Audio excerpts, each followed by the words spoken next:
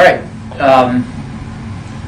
To the woman he said, I will greatly multiply your pain in childbirth. In pain you shall bring forth children. Yet your desire shall be for your husband, and he shall rule over you. Then to Adam he said, because you have listened to the voice of your wife, and have eaten from the tree about which I commanded you, saying, you shall not eat from it. Cursed is the ground because of you. In toil you shall eat of it all the days of your life. Both thorns and thistles it shall grow for you, and you shall eat the plants of the field. By the sweat of your face you shall eat bread, till you return to the ground, because from it you were taken, for you are dust, and to dust you shall return. So the first question is, what do you notice about the curse on the woman versus the curse on the man?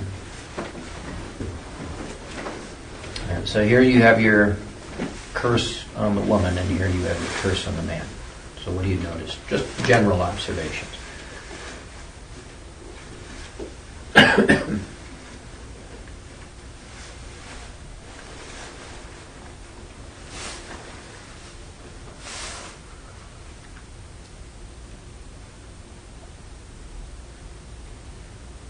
I noticed that the man has more.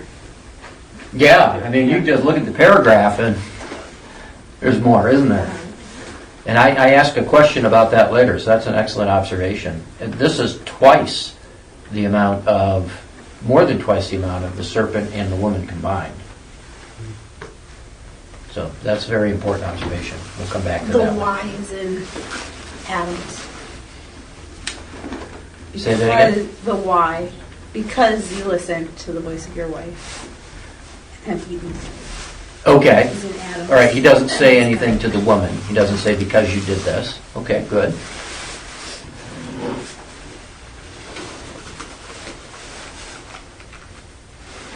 The wife's is more about relationships. Yeah, okay. What kind of relationships for the wife? Children and husband. Which, if we were to categorize those, because there are all kinds of relationships in life, right? So How would you categorize those relationships? those close family relationships. Yeah, domestic, right? Immediate family relationships. So her curse has to do with that. What about the man's?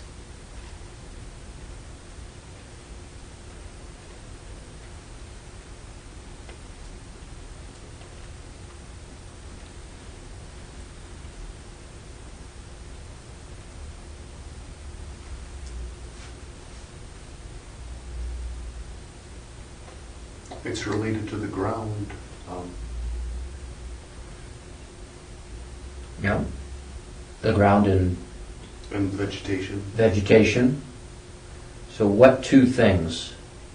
Okay, one is the vegetation in the ground, which affects what about him? It's repeated a couple of times. Is his occupation or his Okay, occupation? one of them is his occupation. Right? This is what he's been called to do, to work the garden, to work the ground, to work and serve it. You remember we talked about his priestly service. His priestly service was to work the vegetation in the garden. So that's one aspect of his curse, that a man is affected. So I'm building a scenario here. Right? For the woman, the curse is going to affect her domestic life. For the man, it's going to affect his vocation and what he eats, right? His food, his sustenance, his survival. Which, I mean, obviously this takes us back to the big deal I've been making about day 3 and day 6.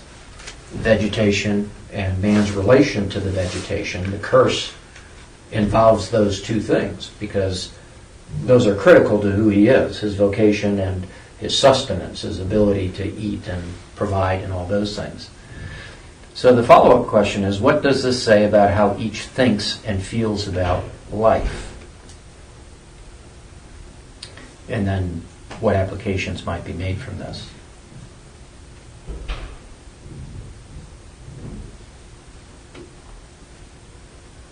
If you've been married for any amount of time, these should be easy answers. That's a hint for you. Well, what kind of stuff do you talk about, I guess? Taking care of your family. What are the things that concern women the most?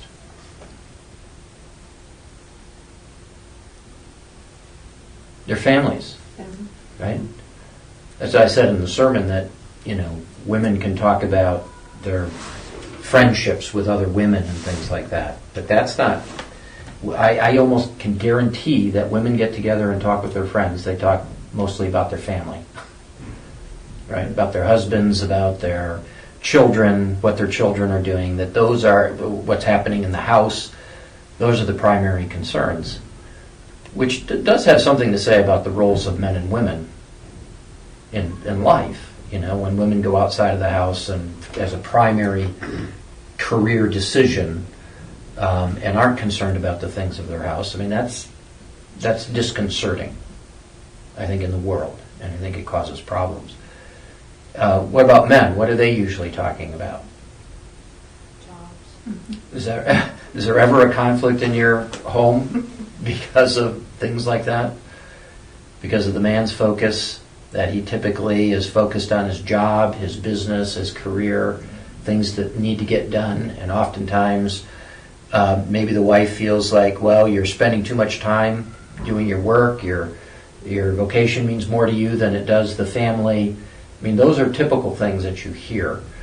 And the reason I'm saying that they're applications, I think husbands and wives have to be sensitive to each other's roles and responsibilities in life. The Lord socks it to us where it hurts us the most here. And not without reason, because those are things that men need to be interested in. Their primary focus is not the domestic issues of the house. The woman is a helpmate because her primary role is the domestic things, working in the house, making sure the house is operating properly. The Proverbs 31 woman, that's her primary concern. It isn't that the man doesn't have a concern for those things, but it isn't something that drives him, right? He's not thinking like a woman when it comes to the home. He entrusts those things to his wife. If you've got a great relationship with your wife, you entrust her with those things. And the man doesn't have to worry about it because he has an excellent wife who's able to do those things. And, sometimes if a wife is demanding these things from a husband and is trying to make him a divided man, it isn't going to go over very well. It just isn't going to work very well. But yet at the same time, a man has to understand, this is what drives my wife. This is what's important for her. This is her domain, the house, right? The man is the king of his house, but the wife is the queen. And in those cases, the man maybe gets a little corner, the man cave, if you will, for himself, but the rest of the house belongs to the wife. So, any comments on that? I think that that's important. These types of things are important in a culture that just totally throws out biblical roles of men and women. Forget the traditional roles, the biblical roles of men and women. There's so much confusion out there that I find that it comes into the church. It is just all over the place. I mean, and not just in the liberal church, not just in the egalitarian church. It works its way into the way that we think about things as men and women. Just as a short aside, I think that there has been an effeminizing of our culture for a long time. I think with the feminist movement, that's what's happened, and that men have they really don't know what their proper roles are. And I think one prime example of this, I don't know if any of you have been following that Richie Incognito case, the football player from Miami. Anybody heard anything about that? Mm-hmm. Nobody ever goes on to MSN.com or any sites like that? I mean, it's been all over the news. He was, this guy was, he's an offensive lineman for the Miami Dolphins. He's a veteran. And a rookie came in, a 310-pound rookie. His name is Martin.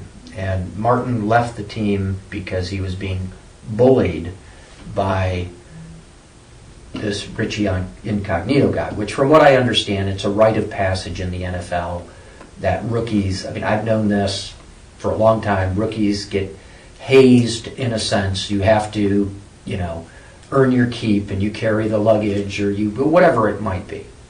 So he has filed a suit, and it is just, this bullying thing is just huge today. And when I heard that, I thought, a 310-pound NFL offensive lineman is being bullied? To me, there's something very wrong with that. You know what I mean?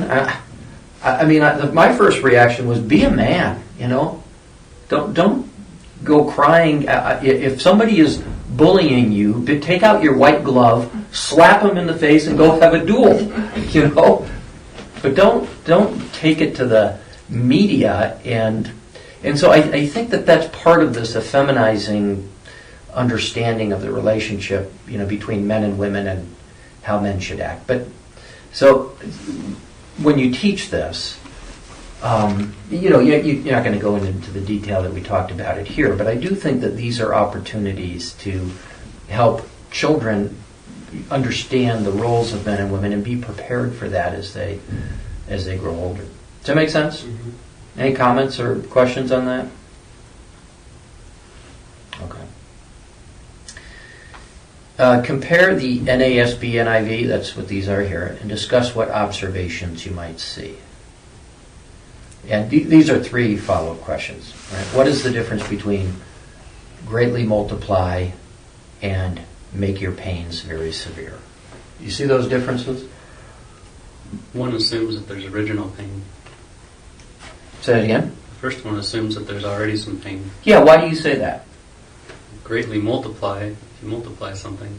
Yeah, it means that there was pain there before. And it could mean that. It could mean, prior to the fall, that she would have been in some kind of discomfort in having a child. You see that in the NLT even more with that sharpen. Yeah, that's a very similar thing. What about that and the NIV? Because here you have multiply, sharpen, and here you have make your pains in childbearing very severe. And it's more, I don't know if it's more general, it's talking about the pain associated with childbearing. Yeah, it doesn't have the sense of there's pain now and there will be more pain. Just saying, I'm going to, now if you could look at the dictionary definition. Okay, here's what the standard lexicon says. To make numerous. I will make numerous. It doesn't, in their understanding of it, it doesn't have the sense of multiply, it just has the sense of make numerous, which is what, I'll go back to where we were, which is what the NIV is operating off of. Right? And the men who translate these things, they work off the lexicons. Right? They're very dependent on them. So the NIV chose to go with the make numerous. NASB, I don't know why the ESV is a revision of the Revised Standard Version. And so both the NASB and the ESV have been around a long time before the NIV. And so I don't know if they were working off of a different, BDB, Brown Driver Briggs, used to be the standard lexicon, and that's been replaced by Kaler. They may have been operating off of an older lexicon and understanding of the term when they do that. What the NLT is pretty new. That's the newest, well, aside from the ESV. ESV is RSV, so we'll say that's older. The NLT is the most recent of them all. So one suggests there was pain before, and the other says, I'm just going to make it numerous. I'm going to give you, very severe pains. I'm building up to something, so I just want to make that observation, and then we'll draw some conclusions for it. What is the difference between childbirth, childbearing, and pregnancy? Right? Because here you have childbirth, childbearing, pregnancy.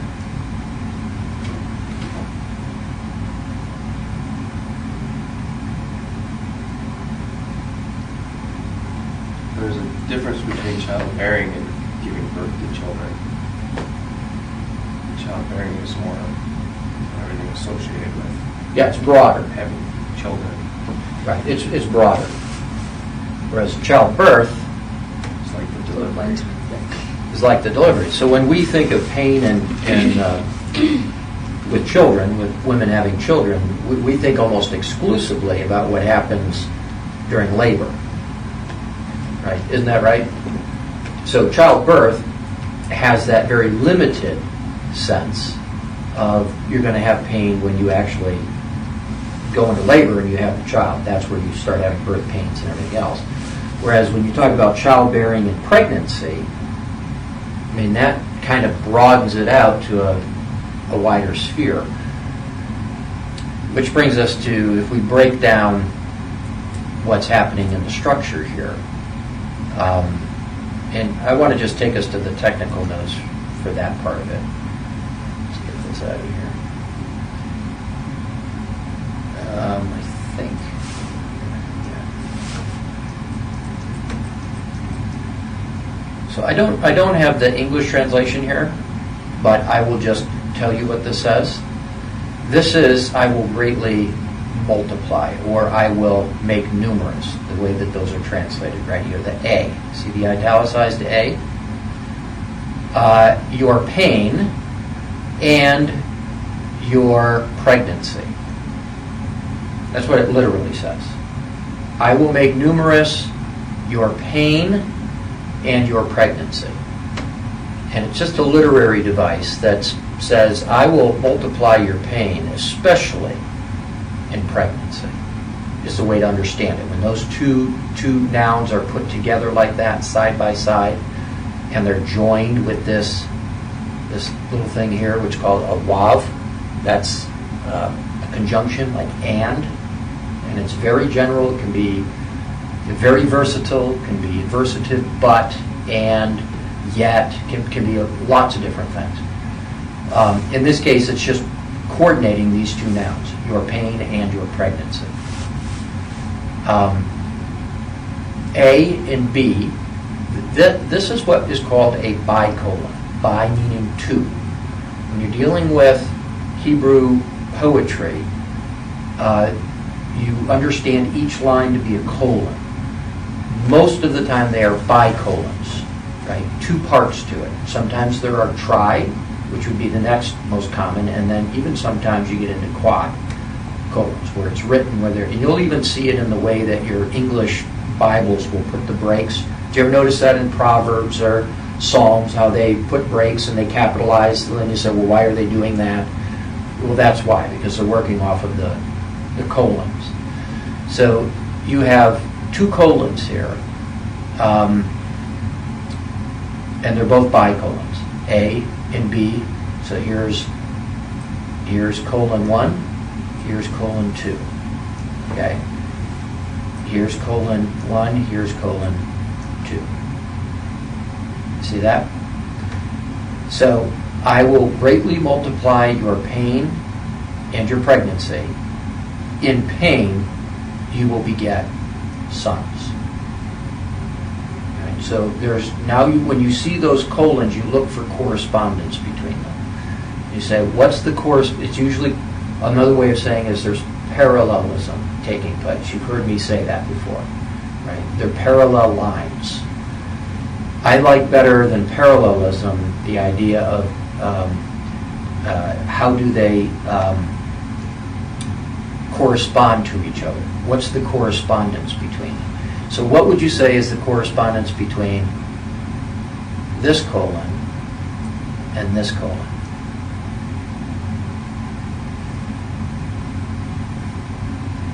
How are they related? I will greatly multiply your pain in pregnancy, colon 1. In pain, you will bring forth children. You will birth children.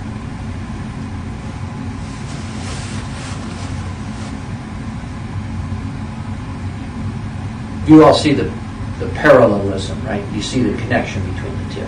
Pain and childbearing. Yep, definitely you have the repetition of pain. But it would just be a tautology if he's merely saying the same thing. Right? So you know that he's saying something different in the second line than he is in the first. It's what makes poetry so effective. So if you get sons, that's must be obviously a little different than pregnancy. Yeah. And so, in what way? So whenever you're dealing with Hebrew poetry, that's the question you want to be asking. You say, okay, I understand here, there's parallelism taking place. There's correspondence between the two. I know that one of them is different than the other. They're not just saying the exact same thing. And the idea of the job of the interpreter is to say, what is the difference? What is the correspondence? What is it that makes it different, and so what? Could we say that he's going from more general to more specific? So you have numerous pain, and you have pain associated with it. Yes. Right. So you know they're both talking about pain. In that sense, they're talking about the same thing. But it's the qualifier of the pain that's the difference, isn't it? Right? Both are dealing with pain, but one qualifies the pain with pregnancy, the other qualifies the pain, and that's why you have C and C prime. Right? B and B prime represent in pain, your pain. Right? B and B prime correspond. C and C prime correspond. Pregnancy corresponds with begetting sons. And so you move from a very general sense to a more specific sense. General idea of pain in pregnancy to actually giving birth. Actually, the labor prospect of it. Does everybody see what I'm talking about? Then you have a similar situation. So here are some of the conclusions that I've drawn from this. A and B, here, A and B, are bicolons. In the first colon, A is more general than B, but both contain general terms for pain followed by specific applications to childbirth. A has to do with pregnancy in general, whereas B has to do with the actual delivery. Thus, the first colon flows from more general to more specific in B. This sets up the conclusion that the trajectory moves from conception to carrying the child to its birth and beyond. So if you've heard me teach on this or preach on this, I've always said that when it talks about women and children, it's far more, the pain is associated far more than just the labor.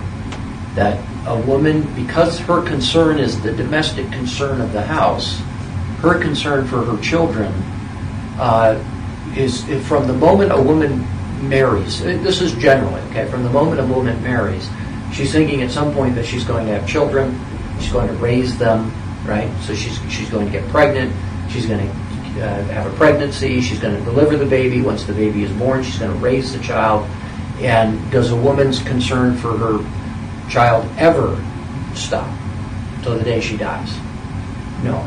She's concerned all the time. I'm not saying that men aren't concerned, but they don't worry about their children the same way that the wife does. It's just a fact of life. And I think, and I made the point with Bill Cosby, does anybody remember this? Remember the joke? He says you never see the football player in the end zone saying, "Hi, Dad." Right? He's always saying, "Hi, Mom," because there's this relationship between a mother and her children that the dad just doesn't usually have. I also said that, in the Bible, as we'll save that questions I think I've ever written down in a minute. All right, so the other, in B here, you have another bicolon. In B, the subject has changed from childbearing to relations between the wife and her husband. Her curse concerns her immediate domestic relations. This helps to understand the general role of the woman, where her heart will tend to be, and thus where the curse will affect her the most. The two relationships most integral to her happiness and success will be the focus of her consequences. Colons A and B are in the adversative relationship, right here, A and B. Although grammatically the structure is A, B, B, A, predicate, subject, subject, predicate. Everybody know what a subject predicate is? Okay, and that's the grammatical structure of this colon, these two colons. The semantic structure is different. Does everybody know what semantics is? So you can have a grammatic construction, and you can draw a lot of conclusions from that. The problem is that grammar is not exactly like math, right? In math, when you have a certain structure, you get a certain result every time from that. With language, you can have a grammatical structure that has a semantic, what does it mean, element to it, not so much the way it's grammatically structured. And you have to be aware of that when you're dealing with the text, that it isn't all just about grammar, it's all about context and what the author really means when he says something. So the reason why that's important here is that the semantic structure is this. Your husband is thrown to the front of A, so right here, and to your husband will be your desire. The way that we translate this... That's why it makes sense. So I was looking at that. It's different. Yes, in the English, we don't talk that way. Right? We don't say, and to your husband will be your desire. We don't put the predicate first. We put the subject first. But in Greek and in Hebrew, if you want to emphasize one to the other, you don't have to do that. And so if you want to emphasize something, you say, I'm going to put the husband up front in the sentence. And to your husband is your desire, will be your desire. And then in B, down here, and he will rule over you. So even though you have an A-B-B-A grammatical structure, you have something different semantically that's taken place. And now, then you always have to ask that you say, well, I'm making this observation. Now, what conclusion do I draw from it? And the conclusion that I'm drawing is that this is likely due to the relationship between Adam and Eve and the reversal that took place in the sin. What you attempted to do, subverting my relational order, I will see to it that you feel the weight of it in the curse. Right? So the husband is thrown up to the front. And to your husband and he. This very one, this very person that you usurped his authority, I'm going to make sure that the emphasis is on, in the curse, that he is going to rule over you, even though you desire to rule over him. You follow what I'm saying? So it just subtly moves the emphasis up to what you've done and what your curse is going to be in lex talionis. And the semantic structure, I think, is making this point. And then when you look at, so you have A and A prime here, and then B and B prime, structural, but semantically, that's what we're looking for, the semantic meaning of what's being said here. You will desire to rule him, but he will rule over you with an iron fist. Okay? So let's leave that.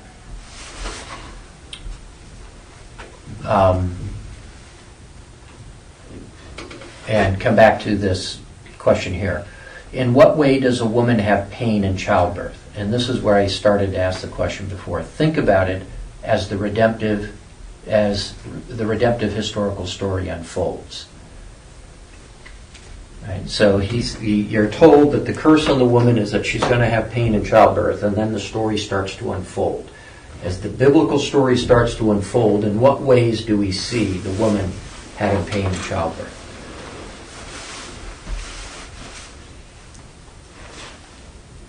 I mean, Well, I see. Yeah. I was going to say, we see that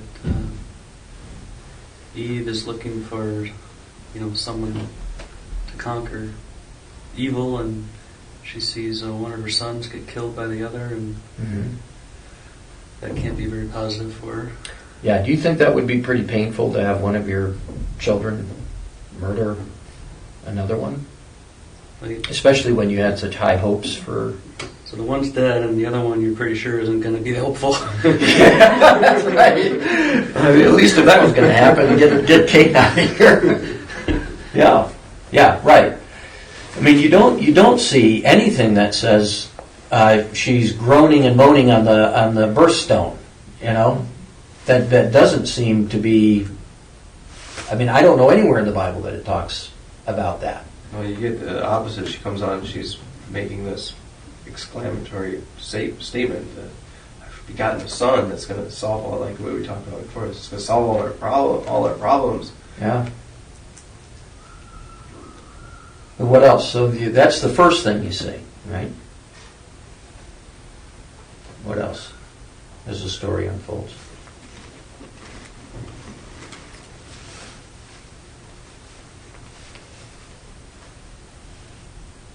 What do we know about Sarah?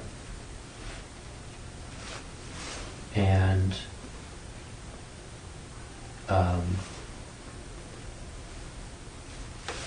Jacob's wives, Rebecca and Leah. What do you notice about those? What's that? Yeah. Rachel. Barren. But Leah was fertile, right? Yes. Was that a area of pain for them? And we know it was, right? So even this whole pregnancy concept, even before the pregnancy, I mean, trying to get pregnant is a very painful experience for them. Almost every one of them has some kind of a problem with bearing children. Right? What else? When you get into the New Testament, where do you see it? Does Mary have pain in childbirth? In what way does Mary have pain in childbirth? Disgrace, probably. Disgrace, right? She has to live with this reputation. What else? Sees her son die. Yeah. Remember what Simeon said? He said, your own heart will be pierced because of this son of yours and what's going to happen to him. He'll be the occasion of many stumbling in Israel. So the pain in childbirth just kind of goes, you know, and again, I think that's women, because of their domestic inclinations and their relationship with their children, suffer the most when it comes to this, as God would have it. All right, any questions about that? I mean, do you think God knew what he was doing when he laid these curses on us? That's why I said he hits us where it really hurts the most. Not out of cruelty, but because he's a just God, and you know, and he knows where we need to be sanctified. All right, so if we compare the translations below, what differences do you see here?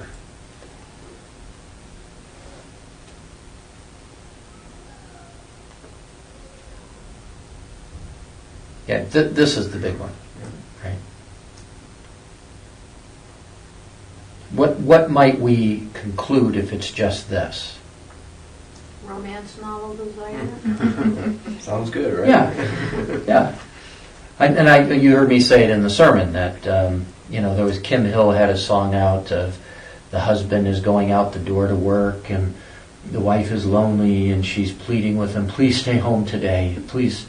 This is kind of getting what was kind of that sappy Christian, understanding of relationships, and that's what she needs, you to stay home and all of that, and that's the desire. Your desire will be for your husband, but he's going to ignore you because he's got work to do or whatever it might be.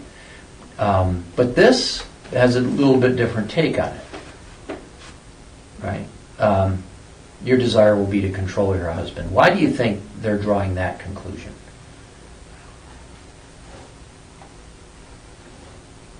Well, it corresponds to the second part of the verse. Yeah, excellent. And it's that you have an adversative relationship here, but, right, which tells you, and this is a good attack principle for trying to understand the Bible, is if there's an adversative relationship and you don't understand the first part, what it's talking about, go to the second part. Say it's an adversative. So if I don't fully understand this, this will help me. The second part, if I understand that, that will help me to try to figure out what he means up in this part. I find myself doing that a lot. We're trying to figure out the meaning of certain things. You also have this, again, in chapter 4. Do you remember with Cain? Right? And the same structure, the same grammatical structure, the same terms are used to define that. And what does the New Testament say is the antidote to this? Ephesians 5 or 6.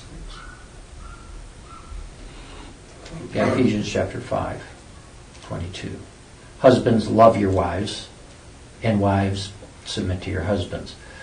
That's why in the egalitarian argument, they want to argue that this is a post-fall condition, whereas what Paul is really doing is he's correcting the curse. And he's putting it back into its proper relationship. This is the way God intended for it to be. Not for husbands to rule over their wives with an iron fist, but for them to love their wives, and for wives to willingly submit to their husbands. And you remember when I went through this, that Paul doesn't say, husbands, put your wives in submission. Wives, submit to your husbands. Husbands, put your wives into submission if they're not willing to submit. No, that's not what it is. The wife has to willingly submit to her husband, or, within reason. He can't do much, right? If a husband has an unsubmissive wife, there isn't much he can do to control her. She has to be willing to submit to his authority, or else it doesn't matter. All right. Any questions on that? So that's a great opportunity, again, to teach our children about relationships between husbands and wives. Here's the observation you were making, Debbie. Over 2 times as much ink was spilled on Adam's sentence than the serpent and Eve. Is there crossover on these curses? And why do you think it is? Why? Let me back up. Why do you think it is that so much, relatively speaking, is spent talking about the curse in the man than on the serpent and the woman?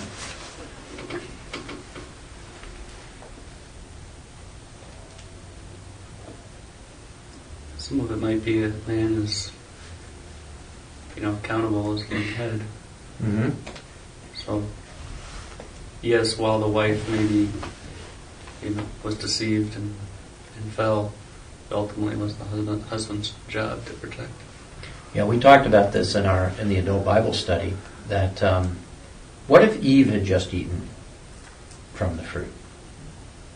Sure, it's still And Adam had come up at the last minute and you said, that's a no-no. What do you think would have happened? They wouldn't have been able to be fruitful and multiply because Eve would have died. Well, but the threat was to him. In the day that you eat from this, in that day you will die. Is that the tree from which I commanded you not to eat from? See, I don't think mankind would not have fallen. It didn't fall because Eve ate from the apple. Right? It fell because, or fruit. It happened because Adam did. My guess is that Eve would have expressed something, but Adam probably would have interceded on, this is all speculation, would have interceded on her behalf. And if he served as a proper head, there probably would have been some penalty, but because he acted on her behalf as her protector, my guess is that it would have been relatively minor in that circumstance. He's the one that would have passed the test. And he would have passed the test as her head, as he was our head, as our representative. Does that make sense? So I think that's why so much attention is paid to him, because of the role and position that he has in the garden. And then, is there crossover on these curses? right? I mean, the serpent is going to have his, he's crawling on his belly, his food, there's going to be enmity between he and the woman. The woman, is going to have a bad relationship with him. Of course, her relationship and all the things she has to deal with are going to affect her relationship with her husband. And obviously the husband's curse affects everything in the world, the whole creation, right? So they're almost like the circles get bigger and bigger as you go from the serpent to the woman to the man, because again, the hierarchical structure is man, woman, creature, and the penalty seems to move on down the line to get bigger as you get down to the husband. Of what is Adam guilty? Listening to their own person? Yes, because you listen to the voice of your wife. In Genesis 16:1 through 3, you have the narrative of Abraham and Sarah gives Abraham the maid Hagar, and he says, have children by her. And she goes to Abraham and she says, this is what needs to happen. And what does it say about Abraham? And Abraham listened to the voice of his wife, or to the voice of Sarah, which is Sarai, which is the same construction as in our passage. So in what way was that bad for Abraham to listen to the voice of his wife? Listen to God then. Yeah, in what way did he not listen to God? What is it that in following what she had to say, what was it that she was experiencing that was pressuring him to do that? Pain and child. Pain and childbirth, isn't it? Right? And so she wants resolution to it, and she thinks her husband can fix the problem for her, and is she exercising faith at this point? Do you think it's a matter of Abraham lacking faith when he listens to her?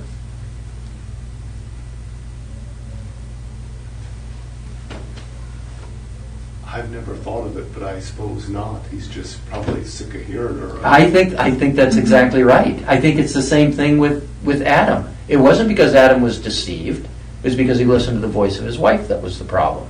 And Paul says that. Adam was not deceived. Right? That was his problem. He listened to the voice of his wife. And I think the same thing is true with Abraham. I think Abraham was a man of faith. However, he listened to the voice of his wife because there was a lot of pressure on him to do that. Understandably so. We can understand why that would be the case. And then in 21:12, Sarah says, get rid of the maidservant and her son. And it says, and Abraham would not listen to his wife. So what's going on there? Or the Lord says, listen to your wife.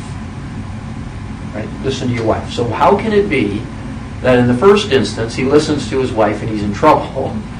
The next time around he doesn't listen to the voice of his wife and he's in trouble for that. I'm listening to just getting it again and again. Well, it's not necessarily bad to listen to your wife, but when what she's saying goes against what God wants. Yeah. Yeah, she's actually right, isn't she? In what she says. She knows that the firstborn son is the one who gets the inheritance. And she knows that Ishmael is going to get it. And at this point she's thinking correctly, and she says there's no way that he's going to share the inheritance with the true heir who's coming through me. So she gets it right. But Abraham, what you see is a man who's confused, right, in making the right decisions in the role. And I think you're right, Jonathan, that the point is that you should never, not that you should never listen to the counsel of your wife, but that you shouldn't listen to it as if she is God. You know, she doesn't take the place of God. And at the end of the day, you're responsible as the husband for the decisions that get made. You take into account what your wife says, but at the end of the day, the responsibility falls fully on you.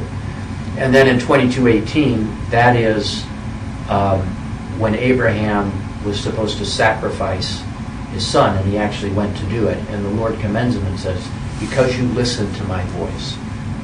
So, and I put that in there because all of us fail in so many different ways, right?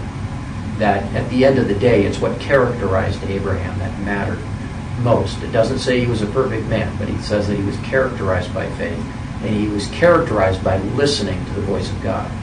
We have 2 instances on record where he did not, but that doesn't mean that he wasn't a righteous man and didn't listen to God. And then in Isaiah 3:12, let's just look at that real quick.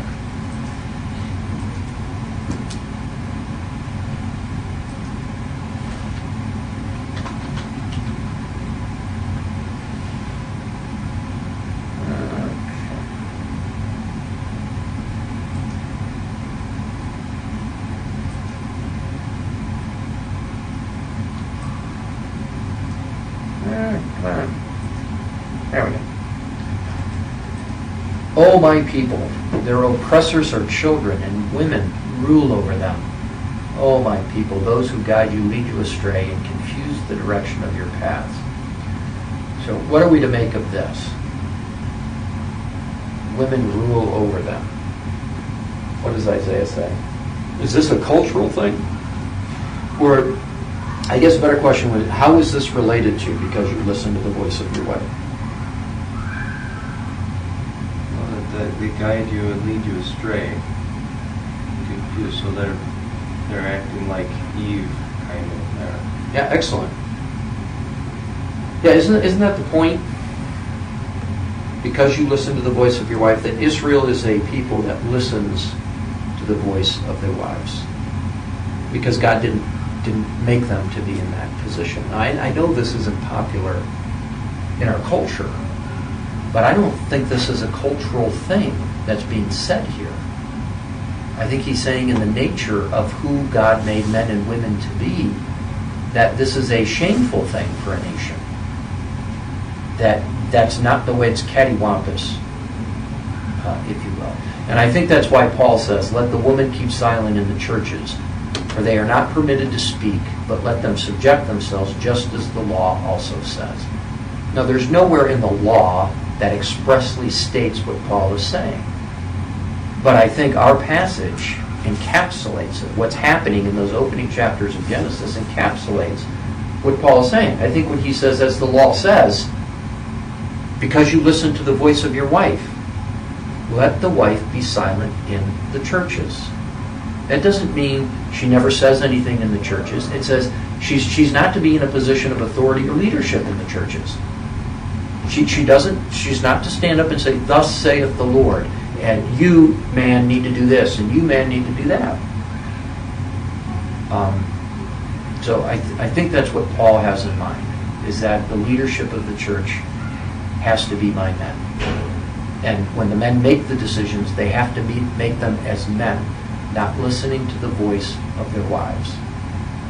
I've seen it too many times in leadership in the church where male leaders have listened to the voices of their wives, and it has affected the church very negatively. And my entire time in leadership, in a leadership position in the church, it doesn't matter whether it's this church or any other church, I've seen it be such a damaging thing because men have not been able to differentiate what their responsibilities are from what the Lord says versus the pressures that are put on them by their wives. So men have to be careful and wives have to be careful. And I in no way am I saying that wives should not say, I think that this is an issue in the church or anything like that. But again, at the end of the day, a man needs to make a decision because he believes that's what God is saying is the right thing to do. Does that make sense?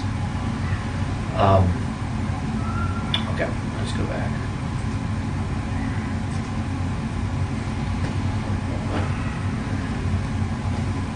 For what reason is the ground cursed, specifically according to the text?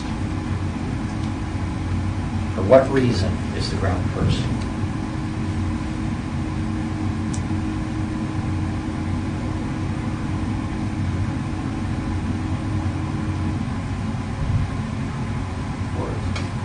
because of you and because you were taken from it.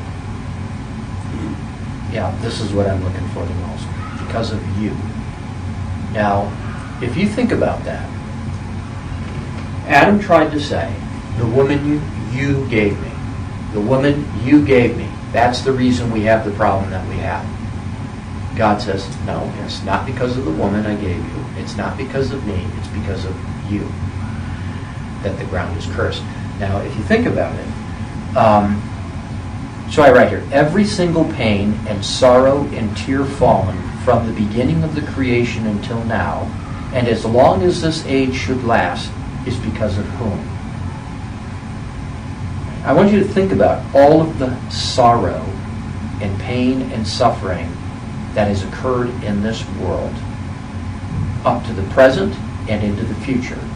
How would you like, have you ever hurt somebody, sinned against somebody, and felt the weight of that and felt bad about it? You know how terrible a burden that is, especially if you have a tender conscience. Could you imagine the burden of every single tear and pain and sorrow in the world because of you? Could you imagine God being because of you that happened? Put yourself in Adam's place.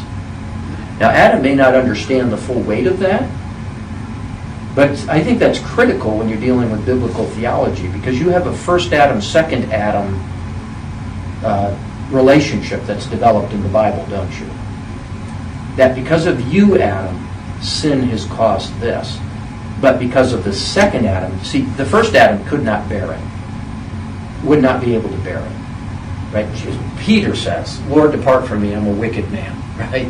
I can't bear, when you're near me and I have a sense of my own sin, I can't bear the weight of it. Imagine Adam, right?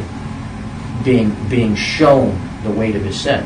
But imagine this, Adam being shown the weight of his sin and it being transferred onto the shoulders of the second Adam. Right? He's the one that bears every sorrow and every pain, the responsibility for it.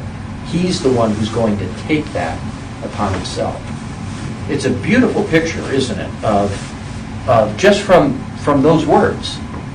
Because of you, all of this has taken place. And because of the second Adam, all of it will be forgiven. It's a beautiful picture of redemption. What was that verse? It's by, he has surely borne our iniquities, and by your stripes we are healed. Isaiah 53. Yeah. So anyway, it's a great gospel, a redemptive historical gospel connection that you can make there. How does the curse affect our vocations? I mean, this starts getting more into application.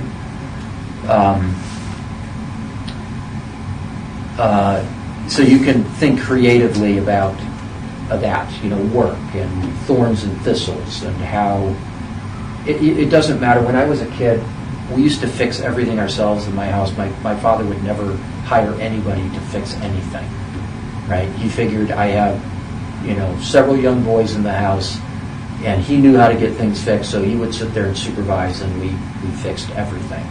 And nothing ever worked the way it was supposed to. Right? I mean, you got a dishwasher, and it was supposed to plug right in, and of course, there were always wrong fittings or couplings or whatever, right? That's pretty much why I have a job. Yeah. Thorns and thistles complicate everything in life, and we experience that. Now, the flip side of that is, because we're created in the image of God, we can also find fulfillment and enjoyment in our vocations too. I mean, they have their thorns and thistles, but that doesn't mean it's as bad as it could possibly be. And I think the reason for that is in His grace, He's allowed us to reflect His glory in that sense. I've made that point at work before to guys that we've got 50 or 75 engineers all working for 2 or 3 years trying to get a new machine going.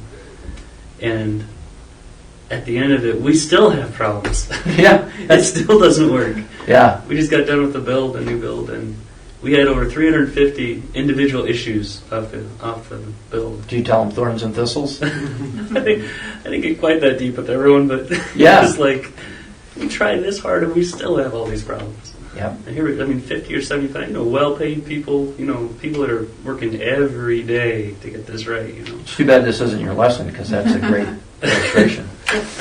I think I made an application how complicated we are compared to what we're trying to. Yeah, that's trying to right. make. It's like Yeah. And all the things, the thorns and thistles inside of us. They wouldn't That's need a it. backhoe if there weren't thorns and thistles to it. That's right. That's true too. Yeah. All right, what is the significance of God returning man to the dust? Well, that's a low position, right? You want it to be like the belly, crawling on your belly, the serpent. You want it to be high, like God. Your end is going to be the dust. And I made that connection. What does it say about what man has to look forward to? Well, life is thorns and thistles, and then you die. And then you face the judgment, right? I mean, it's a precursor to what's coming up. And this is, I'm sorry we don't have more time to talk about it, but this is a very important verse here. 1 Corinthians 15:47 through 49. Let me just pull it up real quick.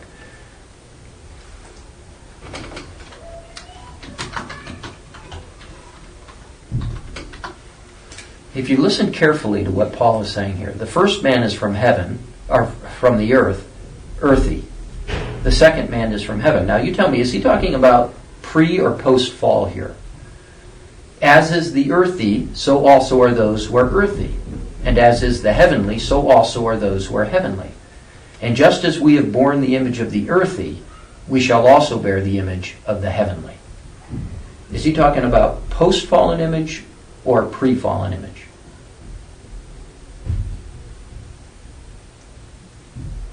So Adam was from the dust. He's from the dust. Before the fall, he was constituted of dust.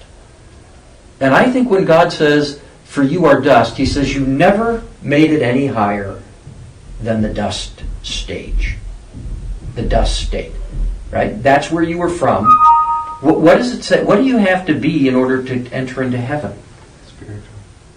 The spiritual. He says the earthy cannot inherit the heavenly. It can't. So what are we to make of that? That Adam is created earthy, he's created of the dust, and he needs to be made of something else if he's going to enter into heaven. So what are we to make of that?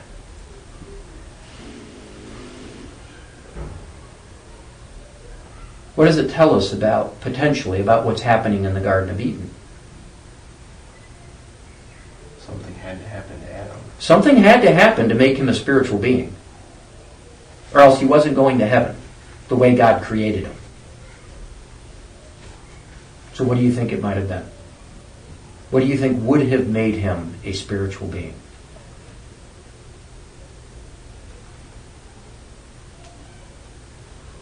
Everybody kept asking, how come he didn't eat from the tree of life? Yeah. Now, that some of this is speculation, but based on what Paul was saying here, I think this is very important. We may have talked about, I know we talked about this in Sunday school. Did I talk about this with you? No, it was in the room, so. Okay. I believe that the probationary period was you have been created in this state.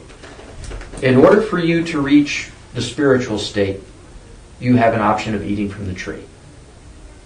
If you don't eat from that tree, again, he's not a dunce. Adam, I think, understands the implications here. The implication is, if you eat from the tree of life, you are saying you are willing to submit to my authority, that you are willing to trust me forever, and that you will seal that relationship. When you enter into to rest with me, you're entering into a relationship with me. You're not just getting the garden and you do what you want and have all the fun you want in the garden, and that's somehow separated from having a relationship with me. I think what was being offered to Adam was enter into a relationship with me for eternity of rest. That's one option for you. The other option, after listening to Satan, is that you can be autonomous. You can be fooled, or you can, for some other reason, not want to enter into that relationship with me. That those are the two things. I think, theoretically, had he eaten from the tree of life, that he would have, at that point, become a spiritual being. Just like when he ate from the tree of the knowledge of good and evil, something happened inside of him. I think that you ever hear that sound? Brrr. I just get that feeling that that's what happened when he ate. That everything around him just turned a shade of dark. That inside him, he knew things were different. That as he looked around him, things were wilting, or he just knew it. And I think the same thing would have happened if he had eaten from the tree of life. I think there would have been something that happened to him that would have been the inverse relationship of what happened from eating from that tree. And I think he would have sealed in life, and he would have become a spiritual being at that point. Again, that's all theoretical because God ordained everything that took place. But I think that was the nature of the testing that was taking place there. And so that's why I think this connection, there's a literary connection between 1 Corinthians, where it talks about the dust, and what's happening here, to the dust you will return. And again, I think that's what God is saying, is you're going to return to the dust because while you think you are like God, or you thought you were going to be like God, and you were going to rise up like the serpent, you're actually nothing more than an earthy being, and that's all that you will be outside of Christ. Does that make sense? That helps answer that question, the part where Jesus was talking to Nicodemus too, having to be born again. Yeah. Yeah, well, that's what I think would have happened. He would have been born again in that sense of, not because he was dead, but because he was earthy. Born of heaven, I guess. Yeah. All right, guys. Well, that's all I got. There's a lot of material in there, so obviously you're not going to be able to teach that all. And you're going to have to pick and choose, staying on the main line there.